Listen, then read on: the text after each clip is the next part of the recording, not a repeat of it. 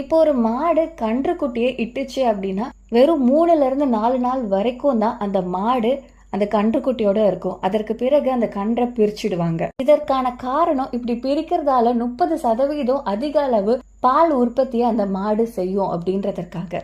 இப்படி பிரிக்கப்பட்ட கன்று சரியான உணவு இல்லாததாலையும் சுத்தமான சூழ்நிலை இல்லாததாலையும் கூடிய விரைவில் இறந்து போகக்கூடியதா இருக்குது. இப்படி இறந்து போகிற கன்றை பார்த்து அந்த மாடு ஸ்ட்ரெஸ் மூலயமா பால் கொடுக்கறத நிறுத்திடும் அப்படின்றதுக்காக அந்த கன்றுடைய உடம்புல வைக்கோலை வச்சு அந்த கன்று உயிரோட இருக்கிறது போல பாவனை காட்டி அந்த மாடுக்கு ஆக்சிடோக்சின் ஹார்மோனை, எஸ் ஆக்சிடோக்சின் இந்தியால இல்லீகல், பட் அந்த ஆக்சிடோக்சின் ஹார்மோனை மாடுக்கு செலுத்தி அதோடைய பால் உற்பத்தியை அவங்க இன்க்ரீஸ் பண்றாங்க.